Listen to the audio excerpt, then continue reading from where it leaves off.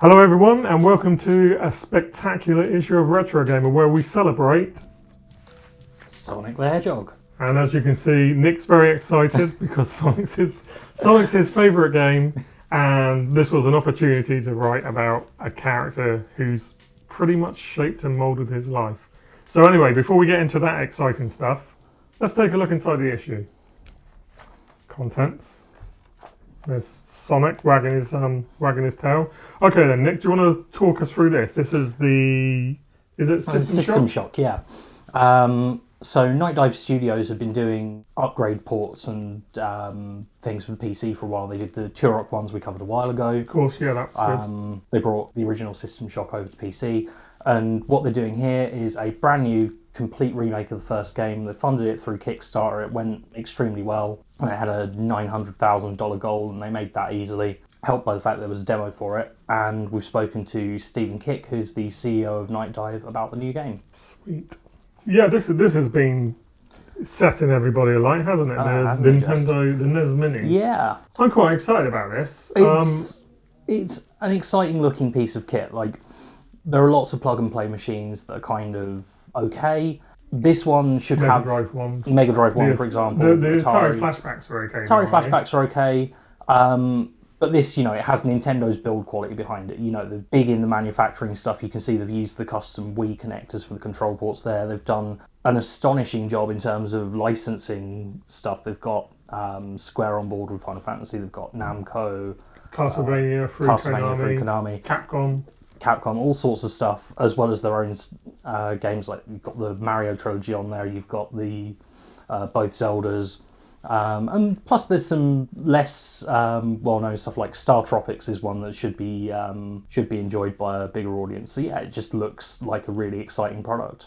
And it's just a good selection of games, and the pricing's pretty decent as well. This is quite interesting. This is a guy called Jason Daniels who a long time ago made a Commodore 64 game, and it was later discovered that there was a bug in it. So he basically fixed the game. He basically learnt coded again after a 27-year absence, and he re-released it recently, and that's the story of how it happened. Okay then, September 1999, we're obviously getting to the end of back to the 90s, but do not worry, we will be moving on to back to the noughties, which, well, that's nearly 20 years ago now, isn't it? Yeah. Fair game, but yeah, I mean, we've done the 80s and 90s, and we've had a lot of requests for the noughties, so watch this space. Not this space, but this space in the magazine, the 2-page space. Army Moves. Yeah, so this one, obviously Army Moves and Navy Moves were popular arcade games. It's a reader revival of someone who got the NSX version of Army Moves and wasn't tremendously impressed by it.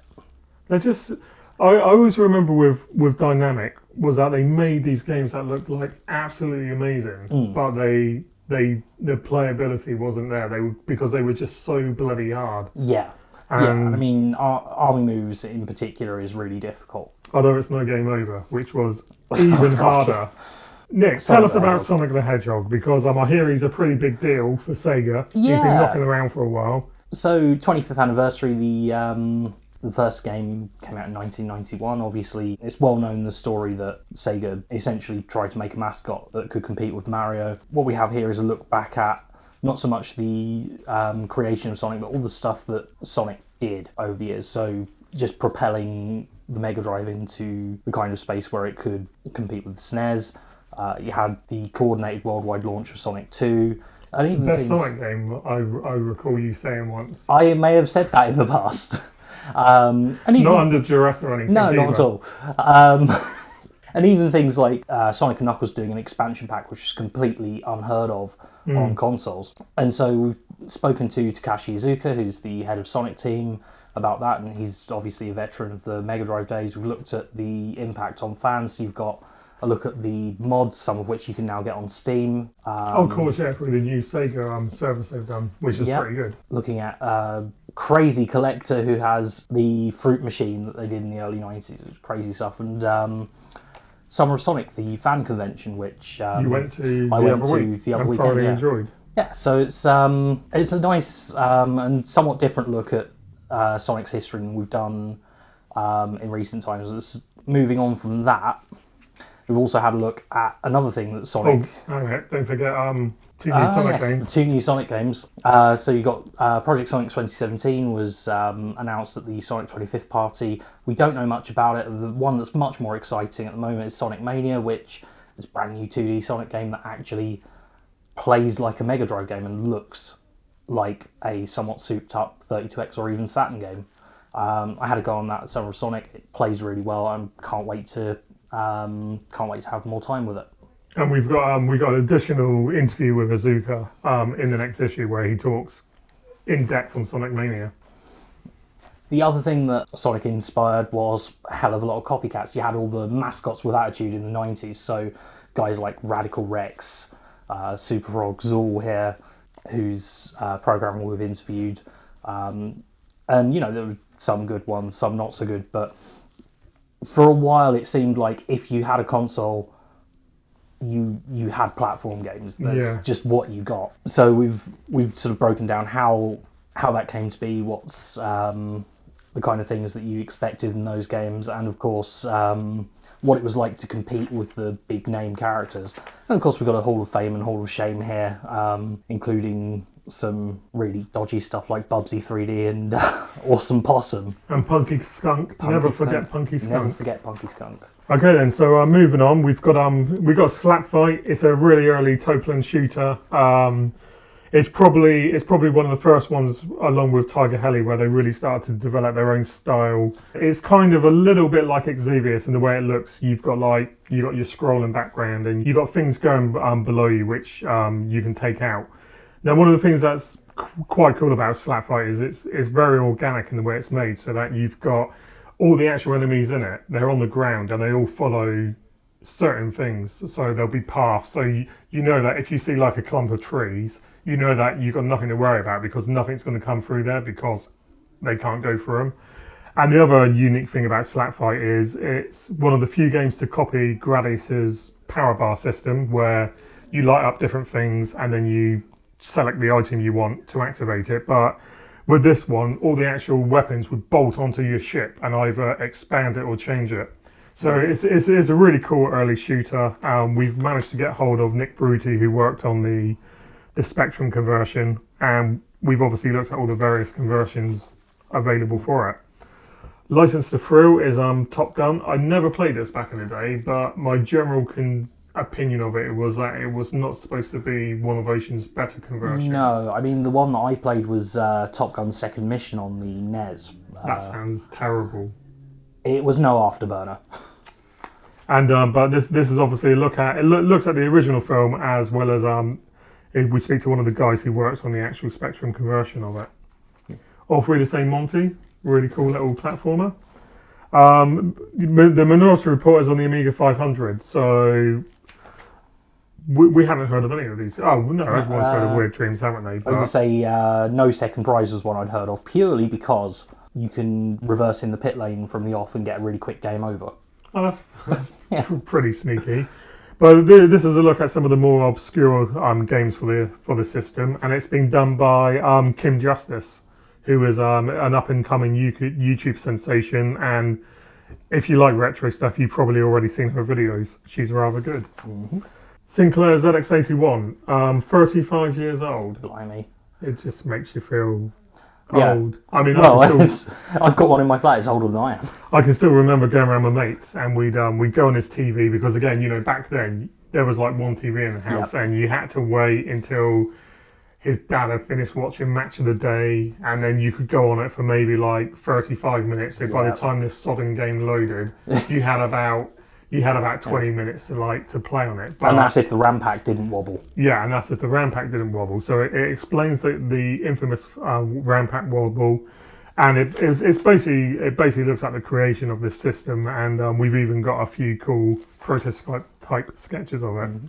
Another World classic Amiga game, and which is kind of like a bit of foreshadowing for our archives this month. Mm-hmm.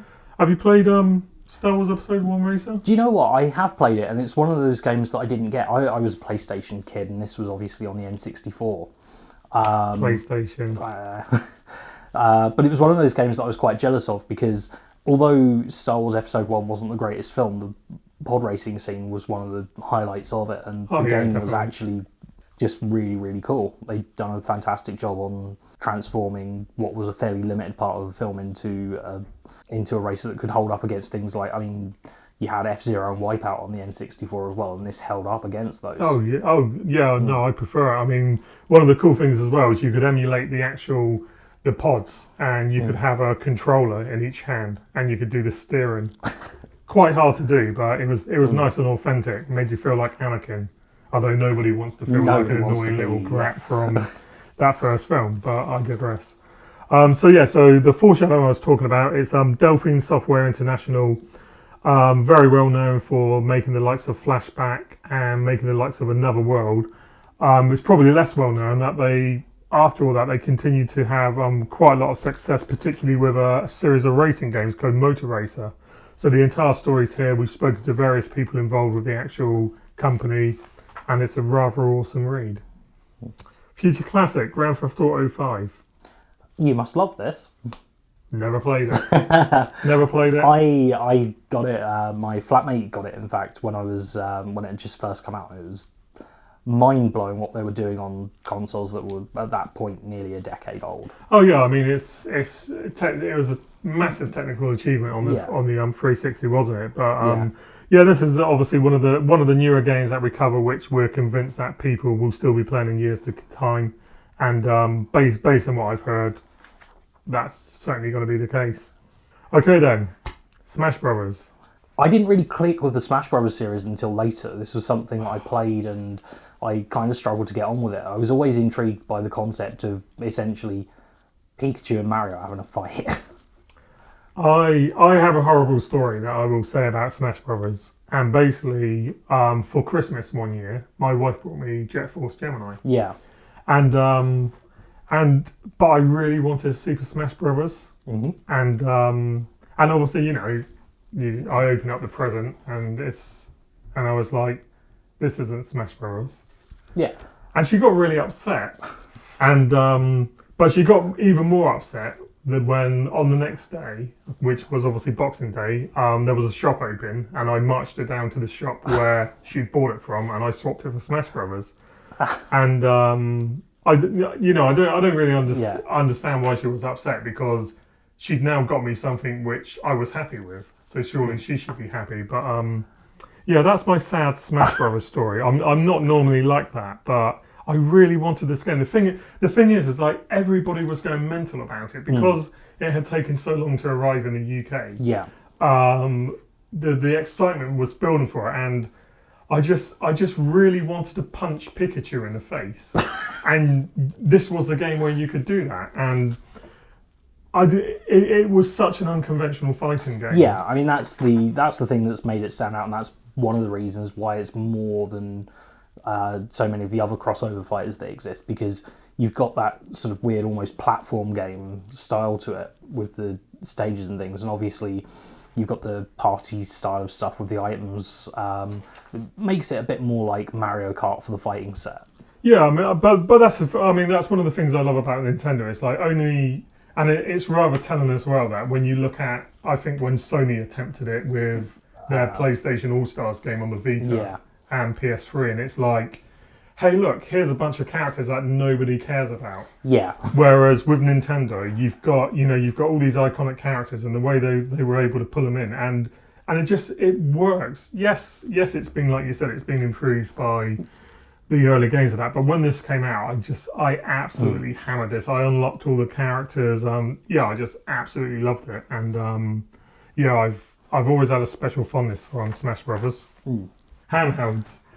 I've always had a soft spot for handhelds. I love their portability. I love the fact that when the Lynx first came out, because rather than buy a Game Boy like any bloody sensible person would, I bought the Lynx because I was the allure of the colour screen, and then I realised that there was no sodding games coming out on it. But I was that guy who I'd go to the cinema and I'd take my Lynx, big, massive, gigantic thing, to the cinema. And I'd be playing it like this so everybody could see I got a Lynx. It's like, yeah, that's right, I'm that asshole. Model 1 one, right? Well, yeah, the Model 1 one as well, which was literally like, it was absolutely gigantic. But I don't know, there's something that I've always loved about handhelds, because when you get developers who care about the systems, you can get some really, really inventive games on them. And we've got a selection of what we feel are some of the better handhelds to come out. Which was the one we didn't include? The duck one? The Mega Duck. The Mega Duck. Mega Duck, never heard of it, but yeah, apparently that's a thing. So we're basically, what we've done is we've kind of looked at what we feel are the most important handhelds. We've rated them on various important things like battery life, which is incredibly important, ergonomics, support from developers. Yeah, because let's face it, one of the as good as the Lynx was in terms of like it was a technical powerhouse. Yeah, but it just had subtle games on it, and you had a very few amount of developers supporting it, and that went against it, unfortunately. So yeah, we've looked at everything, and because we're doing all handhelds, we've got obviously newer ones as well, like the 3DS and the PS Vita, which I think now it's been hacked. Yeah, I'm pretty sure this is going to go down as the greatest handheld of all time. Ooh, interesting. And not just because it's full of Japanese hentai. Oh god. But because it's because again, if you think about the PSP and the DS were quite popular. Yeah. The DS had an amazing library, but obviously once you started doing the emulation and stuff, and that screen. Oh yeah, it's a incredible, beautiful piece of tech.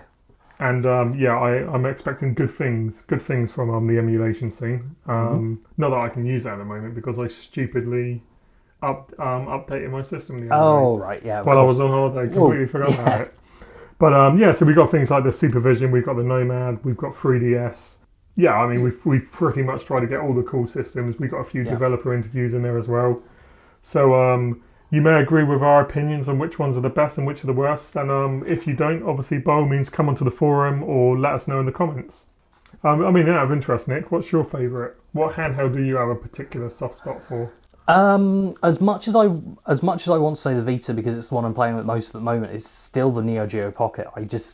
I have absolutely hammered that thing. I put over 100 hours into Card Fighters Clash. That is a good game. It's a wonderful game. So much better than it's the clicky stick. It's like, how has nobody made a joystick as good as that in the last like 20 odd years? It's crazy. And then, you just got the fact that they perfectly adapted games like Metal Slug instead of trying to do cut down arcade conversions. Kind of like you often got on the Game Gear. Yeah.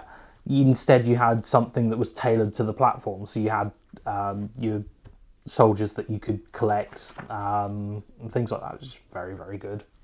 Okay, then moving on. I said moving on. We've got we'll have to turn that into a drinking game, I reckon. Every time I say moving on, you get like smashed watching Retro Gamer. And so we've got Fur Fighters. Do you think this kind of lost out due to the fact that the Dreamcast didn't have the second analog stick? I think it did a bit, and I think it kind of missed the attention that it needed because it came out on the Dreamcast first. Obviously, you had the PS2 version came a bit later, but by then it kind of got lost in the sea of PS2 releases. Whereas on the Dreamcast, it was a game that stood out. It was. Because it's a great concept, isn't it? Great concept. Bizarre Creations did a really good job with it, and it was almost like it was probably the closest the Dreamcast ever got to a Rare game in terms of the look and feel. Yeah. No, I'd agree with that. Yeah, just in case you've never played it, for Fur Fighters, you've got a load of cute animals who are all intent on killing each other, and that's all you really want in a video game, isn't it? Okay then, Greg Tavaris. I was quite surprised because he's not somebody that I've heard of other than when Lyco Roco came out on PSP, and because he was heavily involved in that. But he's been making games since the Commodore 64. And one of the things that I always love about Retro Gamer is that you just get to fill in the blanks. You'll hear a certain name, and then you just realise that they've had this really impressive career, which like stretches back sometimes over 3 decades. And he's worked on everything from Crash Bandicoot games to the aforementioned Lyco Roco to stuff on the Commodore 64. I love this game. It does look quite nice, doesn't it? I've not played this. This is the thing. Abstract games. They look amazing. If you make everything isometric, nice blocky visuals, use that because it's like mode 0 or something. Yeah. And just nice, colourful. It just craps all over the Spectrum and the Commodore 64 in terms of this game does not look anywhere near as good on the other systems, and that's a fact. It's so good, and you're basically playing this guy who he's been hired by this woman here to basically find a load of diamonds that her husband hid just before he croaked it, and so you have to move stuff around, and it's quite a small game. There's not a very large number of rooms to it, but you can pretty much everything in the game you can move around and stuff. Oh, nice. So good. And while we're on the subject of so good, Odin Sphere. You were really into this, weren't you? Yeah, it's really... This was a tricky one because the original game came out on PS2, and the original game, it is a good game, but they've done so much to this in terms of they've improved the graphics, they've improved the frame rate, they've improved the inventory system. They've done so much to it that I had to give it a 9, because unlike when you've got games like Resident Evil 4 where they just made a really lazy HD port just so it looks okay on and chucked it out, chucked 15 quid on it, and yeah, that'll do, and people will buy it because of what it is. And it's very rare that you get an actual HD remake where they put this sort of attention into it. So hopefully it will get a bigger audience this time around. It really deserves it. It's a fantastic old school hack and slash with RPG mechanics. Homebrew. Always good. It is always good, isn't it? I mean, this looks good. This looks like a kind of doomy, shooty, stabbing trident game. And there's a gun there as well. So you got the Spectrum thing there, and then what's this one for? I'm not even going to try and pronounce that, but it's apparently really good. Yeah, I was going to say it looks fantastic in terms of C64 games, and then we have the Amiga puzzle game here. Yeah, but that's the thing, though, isn't it? One of the things that does impress me with Homebrew is just how much stuff that you can squeeze out of these systems. Oh yeah, I mean, particularly the one I always go back to is Space Invaders on Atari 8-bit, which looks amazing. So next month, Metroid Mania, although it's not happening, but it will be happening. But we know how upset some readers get when they obviously see the next month page and then they buy the next issue and the feature's not there. It will be back the month after and it will be better than ever. We're rebuilding it, kind of like the Bionic Man. Our predictions have about a 30% success rate at this point. But what we can tell you is that it does include the Neo Geo CD, Codemasters, Worms, Horoscope Skiing, Pang, Crash Bandicoot, the NES Mini, Hall of the Things, Snapper, Master System, pause for breath, Super Game Boy, and we've also got a making of Streets of Rage 2, which is rather cool. And aside from Game on Capcom versus SNK2. That's your lot for this month. So we'll be back in 3 weeks now, won't we? Yep. Because we were a bit late with this. And before I go, if you're loving Sonic, I think you'll love this. This is the Cellular Archives. It's an amazing book. It covers the Master System. It covers the Mega Drive. It covers the Saturn, and it covers the Dreamcast. And I've personally gone through the back issues of Retro Gamer, and I've picked the finest stuff to go in this book. And if you love Sega, you will love this. And that's the Retro Gamer guarantee. And this is available now from the ImagineShop for just £9.99. So if you love Sega, buy it. We need the Hypnotoad thing now and just go. So anyway, that's it for this month. I'm Darran Jones. I'm Nick Thorpe. And we'll see you soon.